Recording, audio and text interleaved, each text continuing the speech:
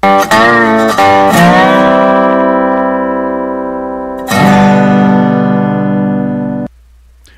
morning, everyone, and welcome to Coffee with Craig. This is where we talk about all things Second Amendment and firearms related, politics, culture, advocacy, TV, movies, you name it. This is the spot to have that conversation. So please remember to like and share this video feed. Let your friends know that, that we're talking right now. So you can do that by liking and sharing this video feed so that your friends can join into the conversation.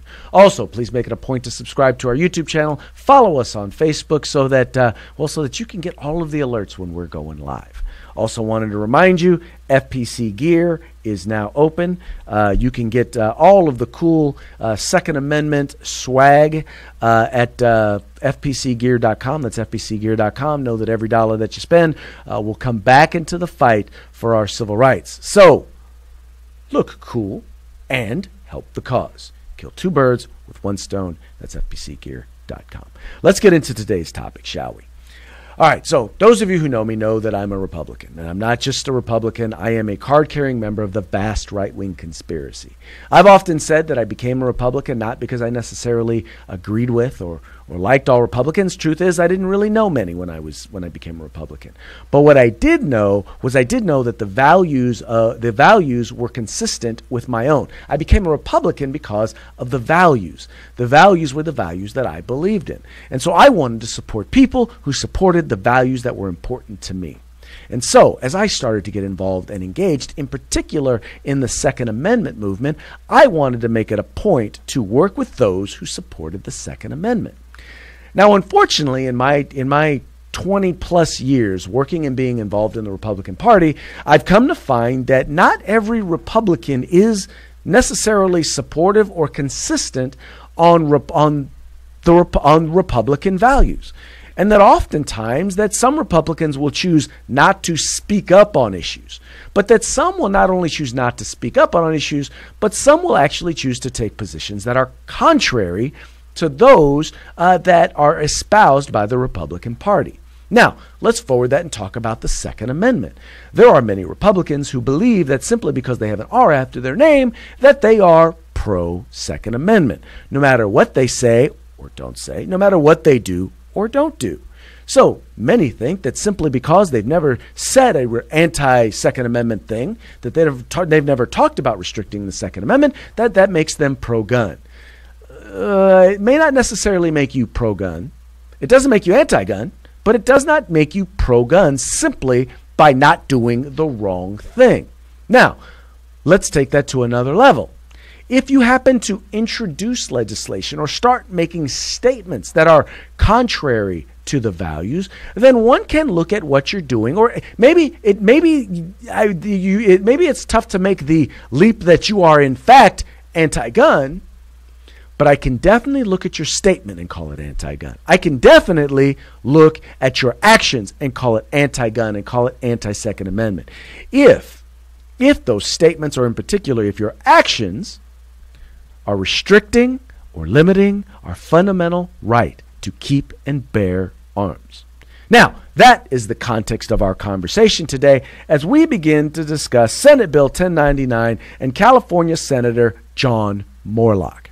Now, there's been a lot of stuff in the Twitter sphere and online and whatnot talking about this particular bill and our opposition to this particular measure. So I wanted to do this coffee in order to set the record straight, bring you the straight facts. So let's start with what the bill does, or the impetus behind the bill. And rather than me try and tell you, I'll give the senator the floor first and give him an opportunity to tell you why he felt it was necessary to introduce this measure. Madam Chair, we need to protect our students. We need to protect state property. We need to protect free speech, and we definitely need to protect peaceful assembly. SB 1099 provides uniformity for all of California's jurisdictions. It is unfortunate that we're even here, that individuals need to be rushed to hospital emergency rooms because others attack them with tools and weapons carried to the event. Wearing masks and black outfits is scary enough, but bringing large rocks and sticks is beyond proper etiquette and courteous manners. Colleagues, until we return to an atmosphere of respect, we need to give public safety officials additional tools to prevent ugly escalations in personal attacks at demonstrations and protests. All right, so let's nail this down. So, in essence, what the senator is doing is he wrote a bill, and he specifically says this is an anti-Antifa bill, because Antifa shows up on college campuses, and they're showing up with bottles and rocks, and they're showing up with all of these things that they're using to attack and intimidate people, to keep them from being able to have keep conservatives from being able to have speeches or talk on college campuses. Now, we testified in opposition to this bill, or at least I testified. The Firearms Policy Coalition showed up and testified in opposition to this bill. And rather than repeat what I said, I think I'll defer to myself to tell you why we oppose the bill. We completely respect the author's desire and what the goal is here, but we also operate under the assumption that to sacrifice liberty for security is foolhardy, and that one will eventually wind up with neither. This particular measure, first of all, it's important to understand that the actions that have taken place in many of these incidences are already covered under California Penal Code in many areas. In fact, in recent times, California Penal Code criminal misbehavior has grown 5,000 new provisions covering all sorts of human misbehavior, as Governor Jerry Brown has put it. We don't believe that this measure, in fact, makes people safer, because the biggest challenge is going to be is that the individuals for whom you are seeking to protect are the only ones who are seeking to will abide by by this particular law. The ones who would seek to attack them, the ones who have already demonstrated that they will violate the law, they are still going to bring these very same things and still going to violate the law. And so all you've in fact done is limited not just the Second Amendment or the right to keep and bear arms for individuals, for example, who have a concealed carry permit, that they would no longer be able to exercise that right to bear arms, but also their free speech rights. It is for this reason that we regrettably have to oppose this measure. Thank you. So respectful. I think we laid it out very clearly.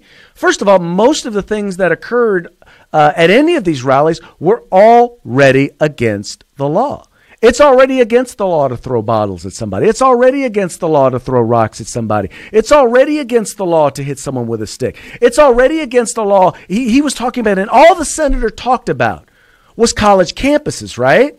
Well, guess what? It's already against the law to conceal carry or open carry or carry a firearm at all on college campuses. But here's the thing. His bill doesn't just speak to college campuses.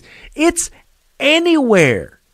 So in other words, you now give up your right to self-defense anywhere if there is a protest or a gathering. If there's anything like that, you give up your right, even though you are the most law-abiding of citizens. And even Reggie Jones Sawyer, the anti-gun chairman of the Assembly Public Safety Committee, had to admit California's concealed carry permit holders are amongst the most law-abiding citizens in the entire state of California.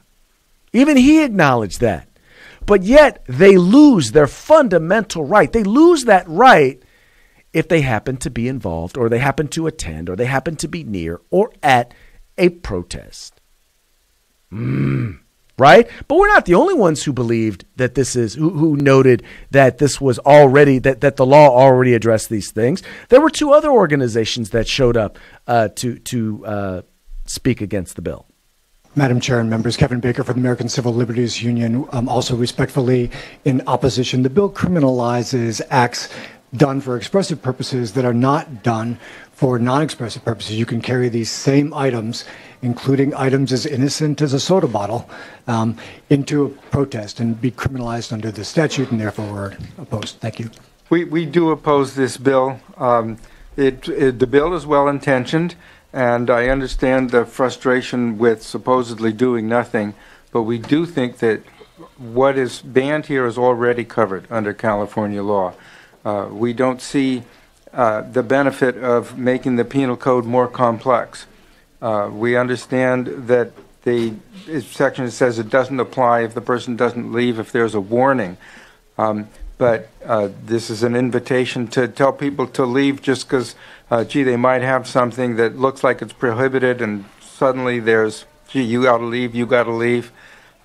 We have enough laws on the books right now to take care of this problem, including giving authorities the right to tell people who look like they're carrying a dangerous or deadly weapon to leave or to be arrested. So we think that this bill, well-intentioned though it is not necessary. Okay, so we've made it real clear that, one, the bill is not necessary.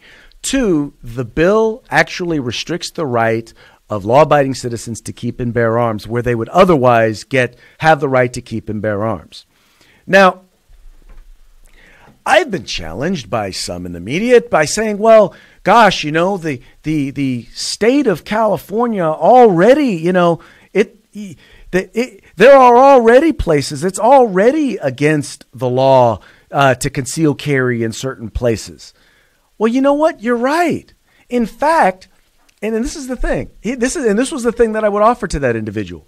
So name one, because, for example, SB 707, great example. That was a bill that restricted the right to keep and bear arms or the right to conceal carry on school grounds. Now, how many of you out there would consider that to be a pro-gun bill? How many pro-gun Republicans have voted for that bill? I would say none. But let's not even look at that. Let's look at this specific policy. I wonder where this policy came from. Well, the senator actually does share where he got it. And he got it word for word from a very conservative city in Southern California that we all know to be a city that believes and supports gun rights. It is intimidating when individuals show up with items many would refer to as equalizers or weapons, or this is wrong on its face, and it is an act of bullying. Consequently, I looked for a solution and found one in a recent Los Angeles City Council ordinance. A Los Angeles City Council ordinance. So in other words, we have people who call themselves Republicans standing up for other Republicans, saying that this bill is conservative because it was modeled after the conservative Los Angeles City Council ordinance? That can't be. No. In fact, here's another interesting thing. So as this bill passed out of the committee, there was another measure in another city that was almost just like this that passed in another city, a very conservative Northern California city. What city is that, you ask, Craig? The city of San Francisco. So wait a minute. So this conservative pro-gun bill by a conservative pro-gun legislator was modeled after legislation or after policies from the city of San Francisco and from the city of Los Angeles. But it's a conservative bill. It's a pro-gun conservative bill. It's a conservative pro-gun bill that's supported by pro-gun conservatives too, right? Of course we know pro-gun conservatives support this particular measure. Pro-gun conservatives like Nancy Skinner.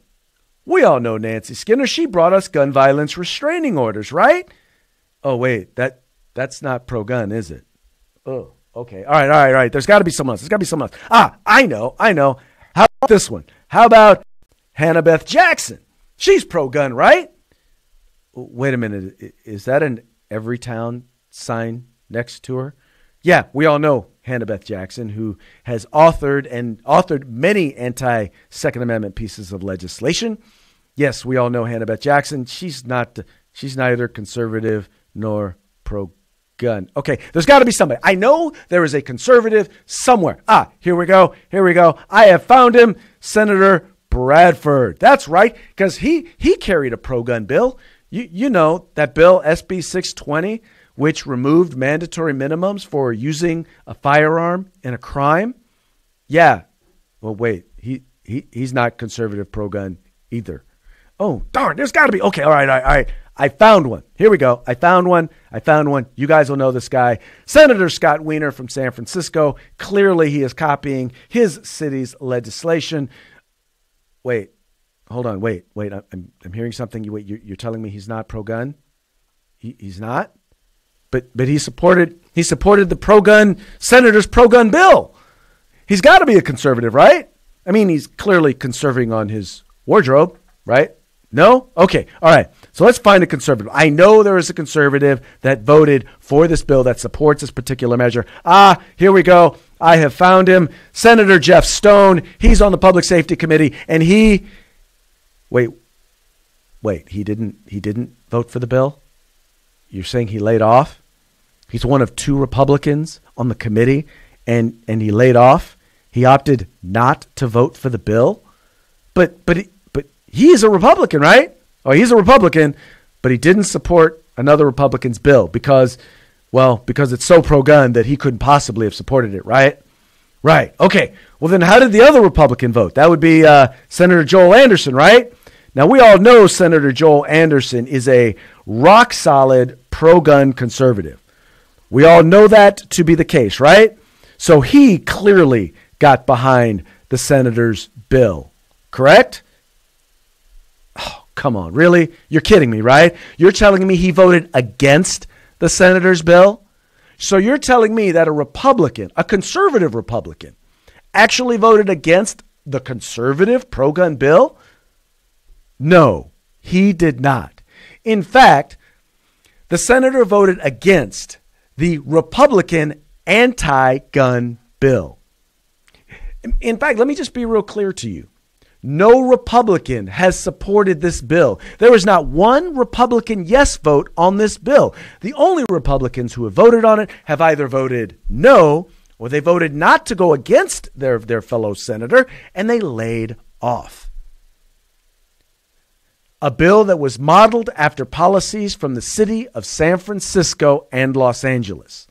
And the only reason this bill got out of committee is because 4 anti-gun Democrats voted for it.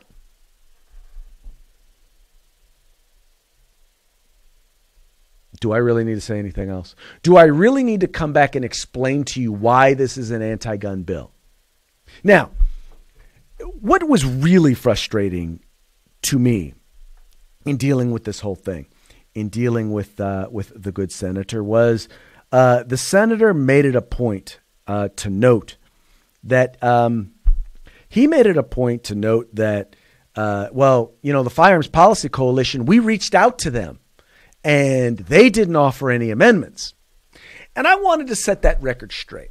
So the bill was introduced on March 26th.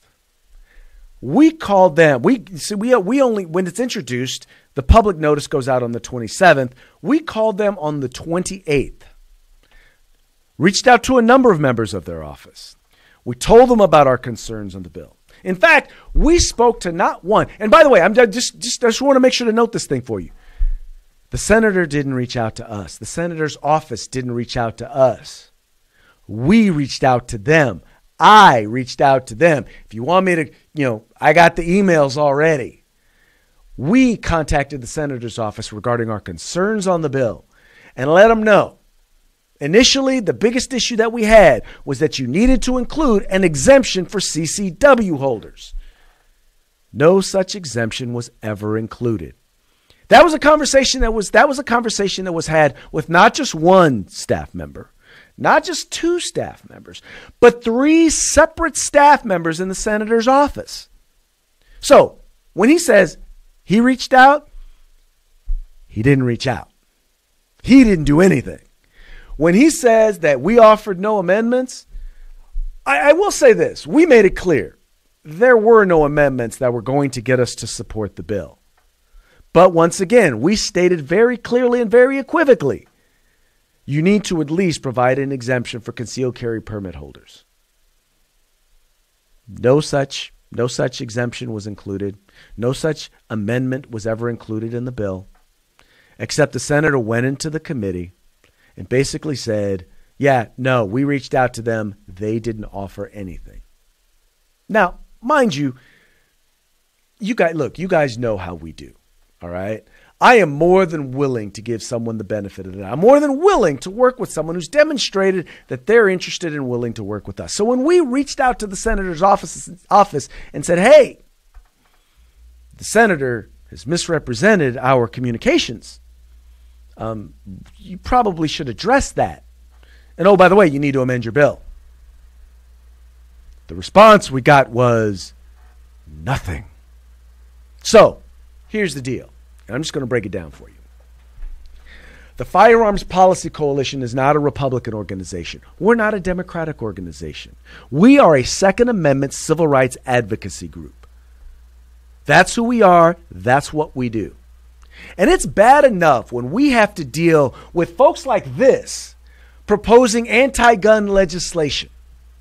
But when we have someone who claims to be one of our own, who claims to support the Second Amendment, and then offers legislation that's anti-Second Amendment, that works against the fundamental right to bear arms, we ask him to amend it. He doesn't. And then he says, well, So you're telling me that you needed us to tell you that a bill banning someone from being able to exercise their right to bear arms is an anti-gun bill? I thought you were pro-gun. I thought you got that. I'm sorry that I have to give you the ABCs 1, 2, 3s of how to read a bill. I realize you think it's my job to amend your bill for you, but guess what? You have a team of lawyers right across the street that could have fixed your bill. You chose not to, Senator. And then you chose to try and blame us. Really? Well, you know what? As far as I'm concerned, the gloves are off. Senator, you have chosen to take a position that clearly works contrary to what you say you believe when it comes to the Second Amendment. I'm going to just tell you right now, you need to amend your bill. Not only do you need to amend your bill, but you need to recognize that, your bill was a bad bill. It was. It is. And you need to deal with it. You need to address it. Now, everything that we talked about, all the communications, everything, if you want to go into the details and the nitty-gritty of this whole issue, all you got to do is follow the link in the description of this video, and it's all laid out right there for you. All of the anti-gun legislators, all of the anti-gun bills that have been introduced and proposed, it's all right there. All you have to do is read it for yourself. And then you decide. Now, some of you may be saying, Craig, aren't you being a little hard on the senator? You know, maybe. Maybe we are. But you know what? Here's what I know. I know this, that when you claim to be on our side, that when you claim to support our position, you claim to support the Second Amendment, and then you introduce legislation that is anti-Second Amendment, we come to you and ask you to fix it, and you don't fix it, and then you lie on us. And once again, I don't know if the member staff told him or not. I don't know. But I do know this. I do know that we did contact your office. I do know that we did tell you what you needed to do to fix the bill, and I do know that you chose not to. That's the reality. And there, my friends, you have the rest of the story.